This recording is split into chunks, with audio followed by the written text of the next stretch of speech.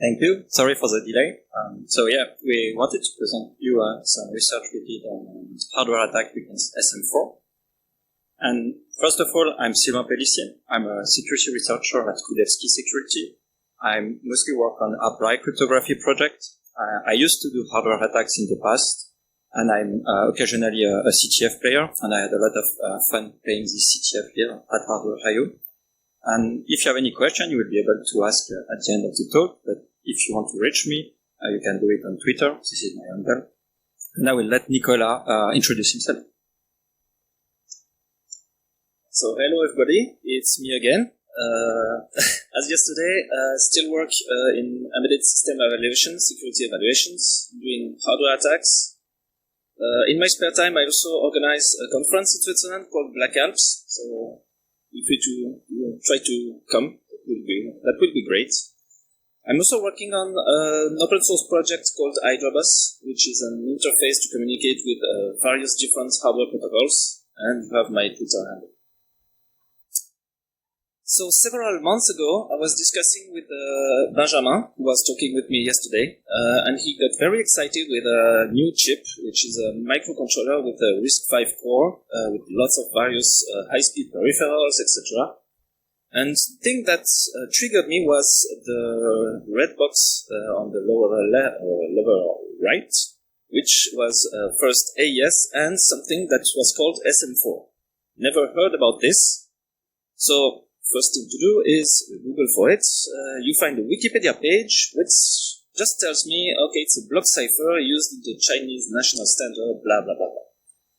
I have no information about this, so I found some documentation, some reference implementations, and some papers about attacks on this cipher, but no apparent tool or anything published. So I'm not really good at crypto, so when I read papers, usually when there's maths, looks kind of Chinese to me, and unfortunately most of the papers for SM4 are written in Chinese, so it's even worse for me. So all the implementation, I basically did the research on the C or Python implementations of SM4 that you can find. But to do the actual attacks, what I would really need is somebody that knows crypto way better than me. And that's why I asked Sylvain to participate with this. So I volunteered to do this part. I didn't know this block cipher as well before this project. I figured out that it was a standard from People's Republic of China. Hopefully there is a draft IETF available in English, which is really helpful to understand how the algorithm works. So basically it uses key size and block size of 128 bits. It works on 32 runs. Most of the operation operates on 32 bits word.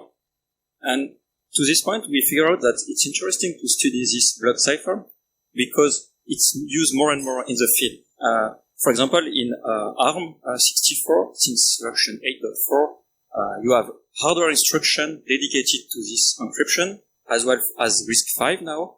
And if you want to deploy some product in China now, you may need to implement this algorithm. It may be mandatory. So we figure out that it's interesting to have a look.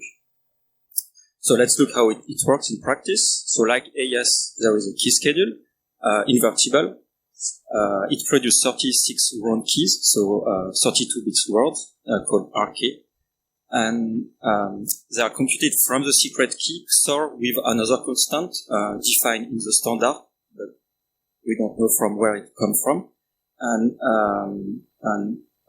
like AES, if you have a memory dump of the key schedule, there is a relation between the round key, so you can identify them in memory. I will come back to that later. So this is one round of the key schedule. All the capital cases later are words. So it's quite simple. At each round, only one new round key is produced here. Those ones are just shifted on the left. Then we have the SM4 round themselves. So it works on 128-bit state separated in 4 words. The initial state is the plain text itself, and one thing is that the encryption and decryption are identical, only round keys are taken into the reverse order. And this is how looks SM4 round. So it's quite similar as a key schedule, except here the T function is slightly different than the key schedule. And now we have the state of the algorithm, which is given as input. And again, we produce at each round one word of the new state. Now, the T function itself, so I split the word into lowercase, so it's byte, lowercase letter are bytes, and each byte is XOR with a round key byte, then it goes to the S box, then the L function, and we have the output. So it's not that complicated. L is a linear transformation, used mainly for diffusion, to spread the modification among bytes. We have S-box with a very similar construction as AES, based on inverse and affine transformation. And one important thing, I mean, not that important, but at the end of the algorithm, the output is reversed. It does not change anything to our attack, but it can make you lose a lot of time during your implementation and debugging sessions. Just keep that in mind. So the first thing we did on this algorithm, we implemented a Yara rule, because when you have a firmware, you want to know if SM4 is inside this firmware or not. So based on the constant and the S-box, which are usually implemented in lookup table, we can detect if SM4 is in the firmware or not. And also, another thing I speak about is a key schedule. So if you have a memory dump of your key schedule, you can search that with a command we have implemented into Radar 2. It was already done for AES, and we just added this relation for SM4. So it can be interesting also for the identification phase of your project. Now let's go to hardware attacks. So usually, except for hardware reverse you've seen before, but usually in hardware you have two approach, side channel or fault.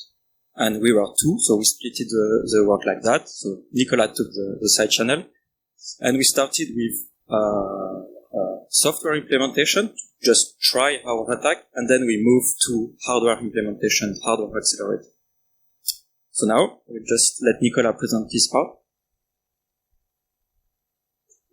Alright, so the side channel analysis. What side channel is, it's a way to recover the secret key by looking at some leakage information while the key is used to produce the ciphertext. So there are different ways to get this kind of leakage. You have the power consumption, electromagnetic emission, or timing, depends.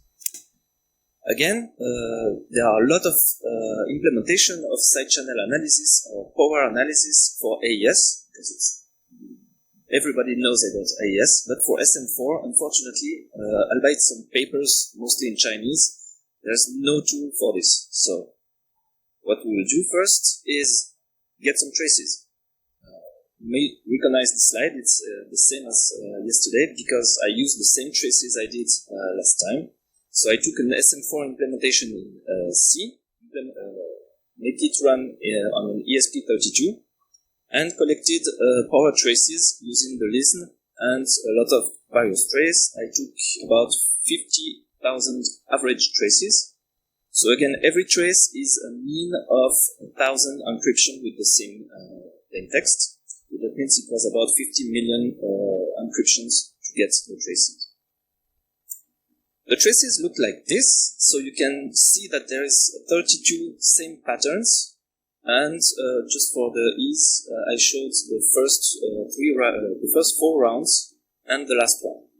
You can see in yellow here, it's the first round, here it's the second, third, etc. But now that we have those traces, how do we process them and what kind of tools can we use?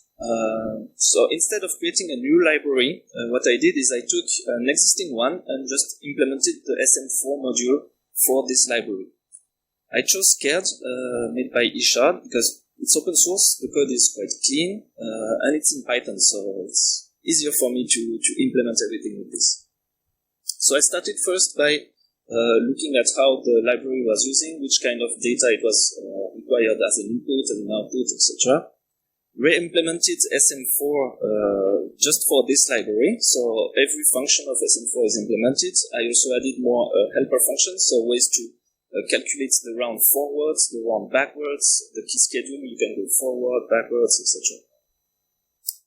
And with all this Python, what I need then is a way to detect when the key is used in this trace, right? What we want to find is the key.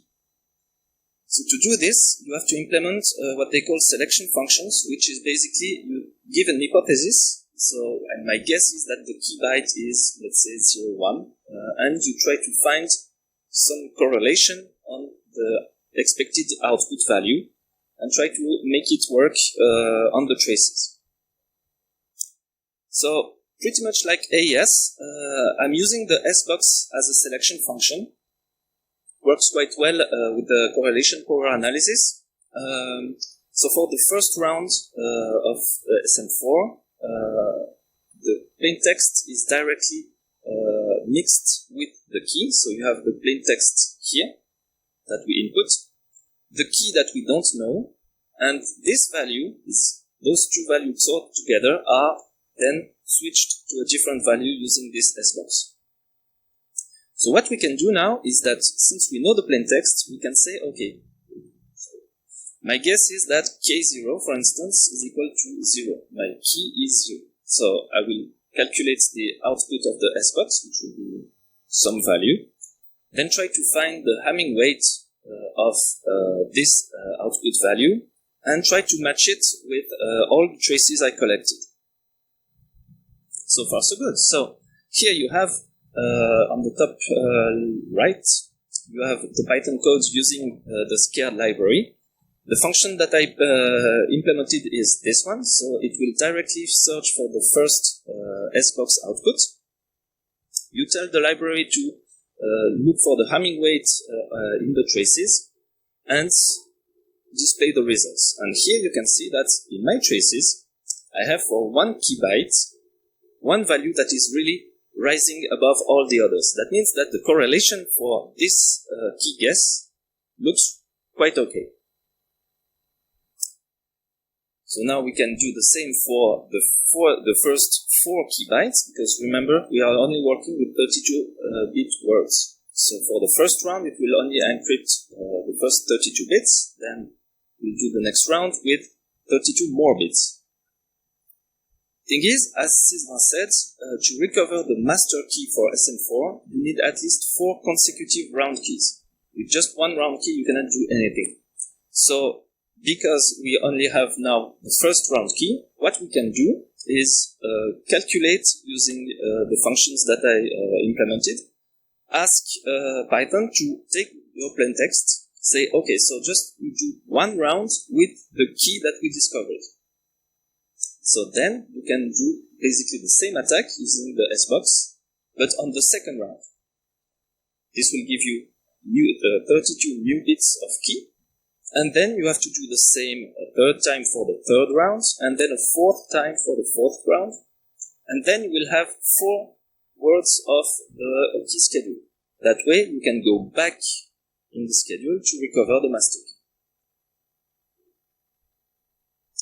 Once you have this master key, again, you have to remember that on SM4, you have to apply a XOR mask with a predefined value, which is in the standard. And if you do this correctly, you should get back your master key. Then the second one I implemented was the same thing, but from the last round. So let's pretend that in your acquisitions, you don't know the plain text, but you know the cipher text, so the output of your encryption. You can do exactly the same. So from the cipher text, you try to go one round backwards. So you try to get the output of the SBox, but in the opposite way. Try to recover the last round key. Main problem is that after trying that for I think 2 or 3 days, I was still not getting any correlation. I spent a lot of time. And if you remember what Sylvain says, the output of the cipher text is switched. So once I just add this function, so flipping the cipher text backwards, then it worked exactly the same as with the first round keys, and it worked perfectly fine. We were able to recover the keys. So let me show that. So here we prepared a notebook. So loading the traces. The traces are here. It's the same one I showed you in the slides. Here we will tell the library to try to find the first round key. I specially shrinked the window size for the CPA just to go faster. So basically I'm just looking at not the whole trace, but only the yellow part here. And that it will show the correlation, and you will see that you have a correlation for the first round key. You have one value which rises above the rest. For the next key byte, it's exactly the same. For the third round key byte, the same. Fourth round byte, the same. And you will get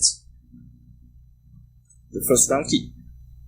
For that you can do the same. So you apply the around forwards to ask for the outputs of the S-box for the next round, etc., etc. I won't go into the full demo. If you want, I can show that.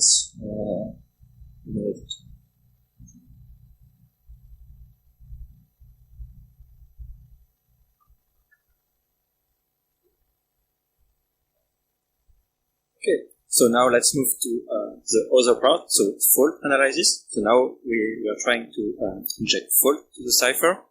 So there were some academic paper about fault attack against SM4. The first one was introduced in 2006. The paper is in Chinese again, but this attack is really the building block for all further attacks, which was explained again in other paper in English. In all the paper I found, there were performance analysis chapters, but the code was not given, so it was really painful to verify the claims in the paper. I could just find one GitHub repository applying this first fault attack, so I started from that. The idea of this attack is quite simple. You fault a word at the last round, a byte fault. And if you are at the last round, you will observe directly the fault at the output, because the word is not changed, except if you inject fault here in this one, front word. And then the fault you inject will go through this T function, go out and disturb with the L function the full word, and you will also observe the output in your cipher, in your faulted cipher. This is nice because when you collect faults from practical hardware or software implementation, if you XOR the correct ciphertext with the faulted ciphertext, you will see a nice pattern. So 1 byte modification and a full word modification. So you can easily say, okay, I'm injecting the correct fault model I'm expecting. So this is nice. Now let's see how this attack works in practice. So it's a differential attack. Basically, you're injecting a byte fault. So if you XOR the output of the 2S box, you will have the input byte XOR all together with the key byte we don't know. And on the other side, you will have the faulted byte XOR with the correct input and the key byte as well. If we rewrite that with X, we don't know because it depends on the key byte. We'll have this nice equation, S of X XOR S of X XOR alpha. And then we can go the other way around from the output of the T function. So we can take the word, the other word, we can XOR them together, apply the inverse function, L function, and we'll obtain a word which is all 0 except for 1 byte, which is the byte we have faulted. So now the problem we are looking to solve is to find the X, which depends on the key byte, which satisfies this equation. And alpha and beta we know because we can collect the faulted ciphertext. So then we build a static table, and for index alpha and beta, we will store in this table all the X satisfying this equation. And if you run this, if you build this table for SM4, you will notice that on average we will only have 2X in each at each index. So this is nice because now we can collect faulted ciphertext, compute alpha and beta. We know how to compute them. look into this table, and then we'll have a list of key byte candidates, and on average 2. So then if we do that for another faulted ciphertext, and we intersect the 2 set of candidates, we'll hopefully have only 1 key byte remaining, which is the wrong key byte we are looking for. So then we do that for all the bytes of the wrong key, and we have the first wrong key. And as for side channel, then we reverse the last wrong with the wrong key. We apply this fault attack again. We cover 4 wrong key iteratively, and we can reverse the key schedule again and recover the secret key. So on average, we would need 8 faults per wrong key times 4 wrong keys. It would give 32 faults in total. So this is nice. We wanted to try this attack. So first we started with simulated fault, which are perfect, exactly the fault model we are looking for. And then also we've built firmware, a C implementation of SM4 again. And we tried on the tool we already released in 2020, which is called the Glitchosaur 3000. And you can simulate fault on your firmware. It's based on Radar 2, and what we are doing is we are skipping some instruction during the execution of the firmware.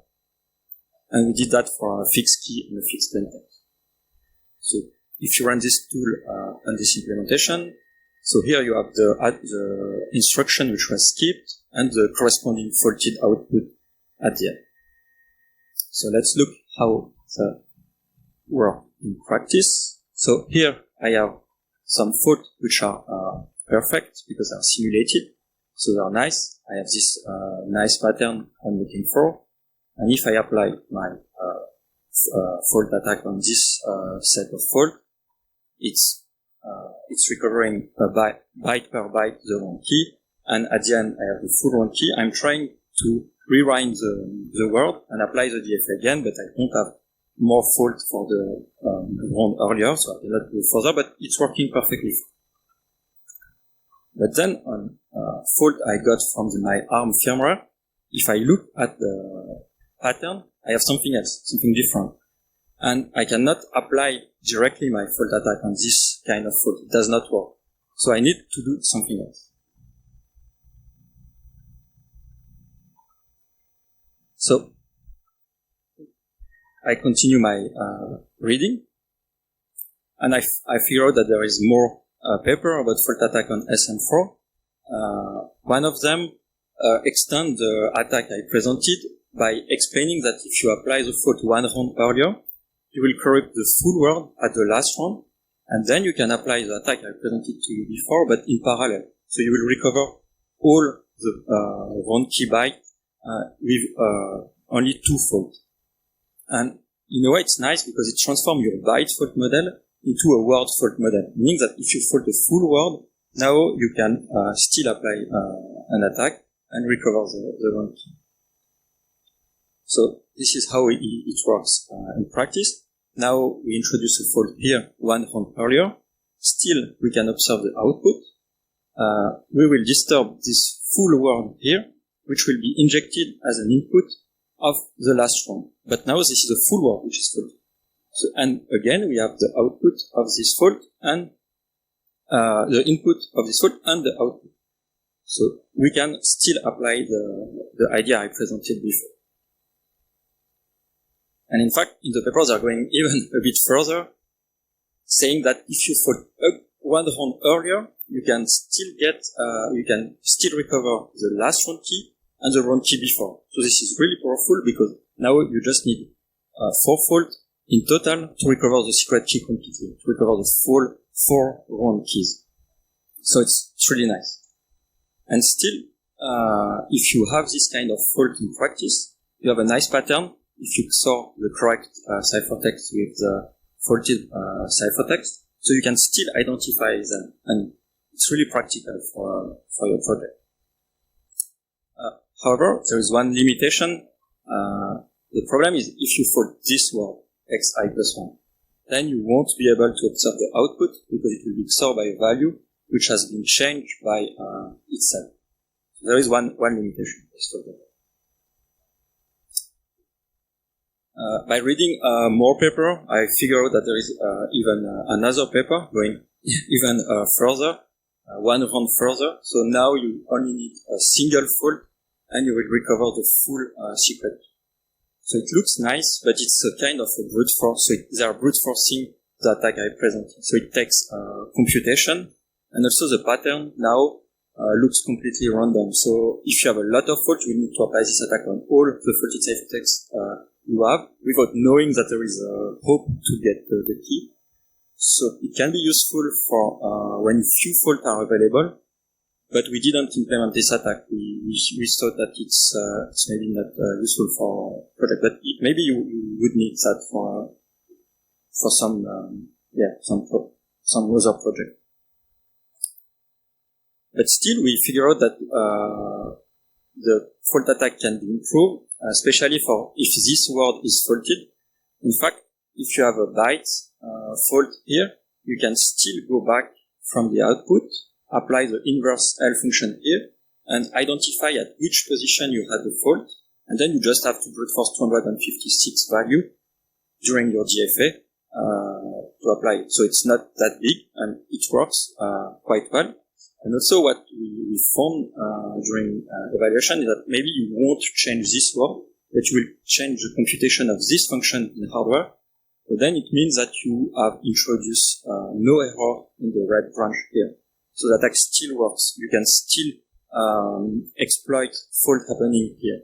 So it's really nice because you can take advantage of fault you could not with the attack presented in the paper.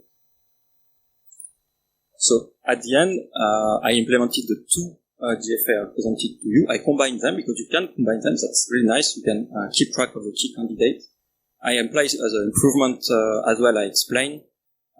And again, like for side channel, we didn't want to reinvent the wheel, so we created a tool which will look really similar to Phoenix AES. I don't know if you know this tool. It's to perform fault attack against AES. It's part of the great side channel Marvels, which is really, really nice. And it should be included soon in this repository. So now let's look how it's performed on the simulated fault. So still I have this fault. So I have only 5 of them, which looks nice. I apply my fault attack. So now you see the full round key is recovered at each step, not one byte. So it's really going fast. And then I rewind one round. I apply the DF again and again and again. Then I inverse the key schedule and I recover the master key. So it works perfectly fine, which the first fault attack was not working before.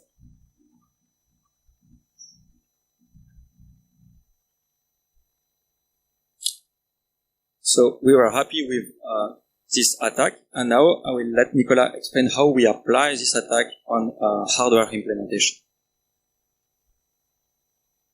Right, so Benjamin, while we were working on the software implementation, Benjamin built this nice board, which has the chip that we were discussing at the beginning of the project. So it's a RISC-V microcontroller, and it has a hardware SM4 accelerator. So we got some, and now it's time to apply the same things that we discovered and try to make it work on a real hardware device.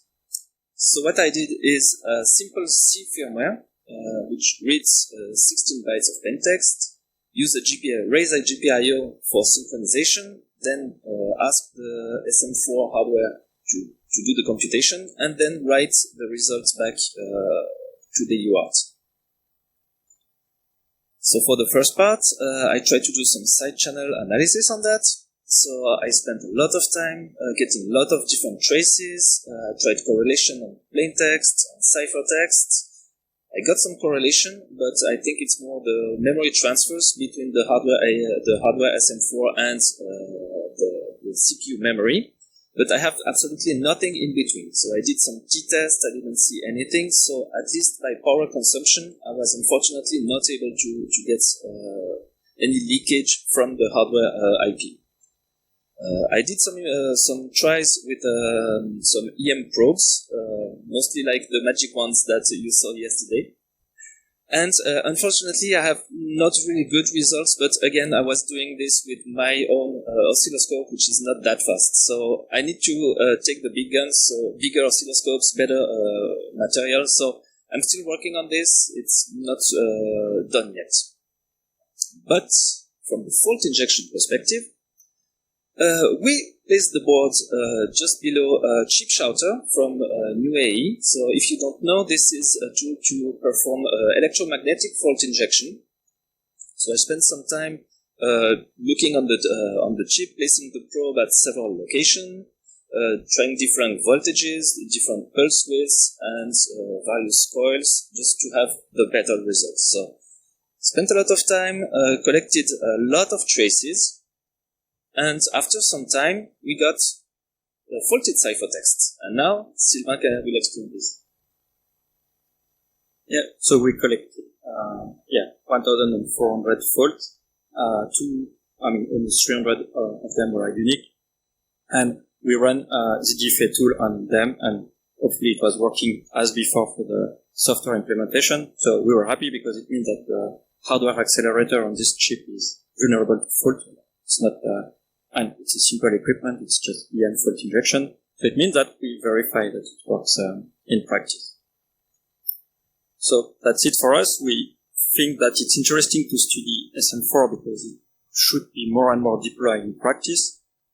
We've open source, or we will open source all the tools we've done for this project. So it should be easy for you if you need to perform hardware attack on SM4 to use those tools. So we have key schedule finder in Radar 2. We have the Pro Analysis library in Scared. The Phoenix SM4 should be included in the sidechannel Marvel. So feel free to use them, and if you have any remarks or PR, I would be happy to take them. And if you think that this talk was useless and you don't want to see this kind of talk in the future, it's easy to prevent that. Just publish your code if you have a new attack. It will be easier for people to just test your claims. So thank you, and if you have any question, we are here.